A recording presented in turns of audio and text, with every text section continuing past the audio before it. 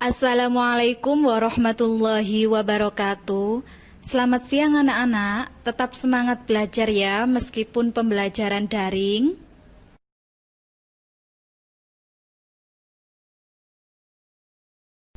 Sebelumnya, kalian sudah belajar di video minggu lalu tentang materi menentukan isi teks bacaan yang membahas tentang ide pokok. Hari ini kita akan belajar pada tema 1 muatan bahasa Indonesia tentang materi menentukan isi teks bacaan yang membahas kalimat utama, kalimat penjelas, dan kesimpulan.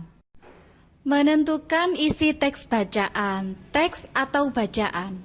Bacaan terdiri atas beberapa paragraf.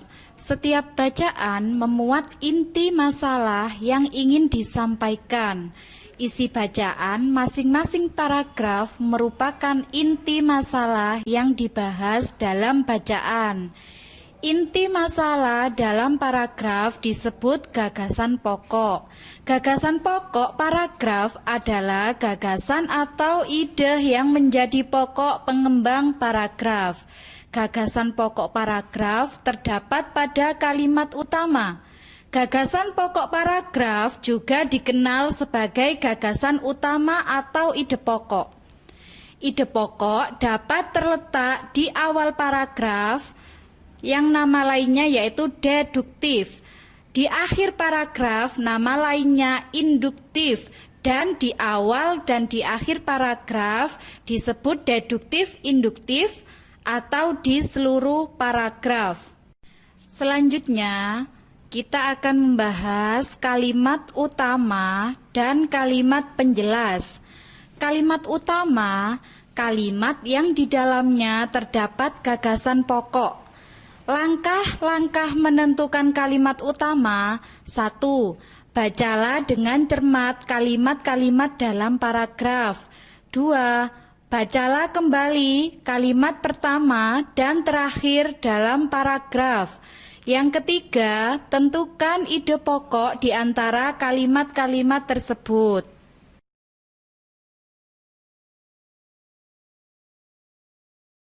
Sedangkan kalimat penjelas adalah kalimat-kalimat yang menjelaskan kalimat utama. Kalimat penjelas disebut juga kalimat pendukung. Langkah-langkah menentukan kalimat penjelas. 1. Bacalah dengan cermat kalimat-kalimat dalam paragraf. 2. Cermati kalimat utamanya.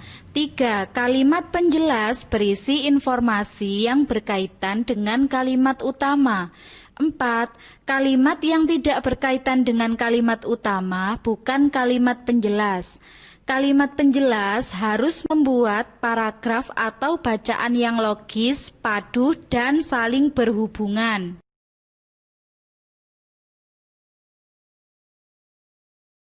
Sebelumnya, di video minggu lalu, Bu Zenita sudah menjelaskan tentang langkah-langkah menyimpulkan isi paragraf. Setelah kita mengetahui langkah menyimpulkan isi paragraf, tentu kita harus tahu apakah kesimpulan yang sudah dibuat sudah baik ataupun kurang.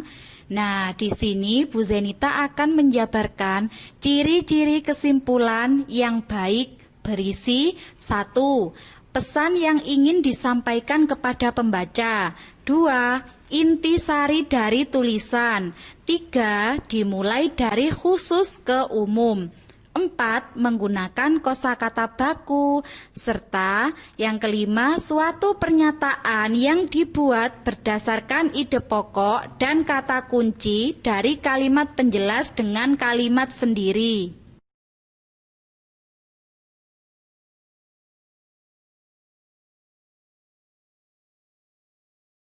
Setelah kita belajar tentang kalimat utama, kalimat penjelas, sekarang siapkan alat tulis kalian dan jawablah pertanyaan berikut.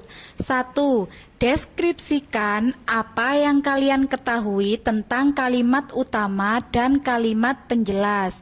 Soal kedua, mengapa jika kita membuat kesimpulan harus memperhatikan ciri-ciri kesimpulan terlebih dahulu?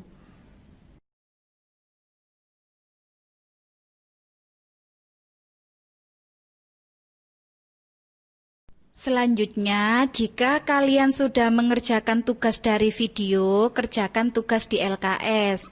Sekian penjelasan dari Bu Zenita. Wassalamualaikum warahmatullahi wabarakatuh.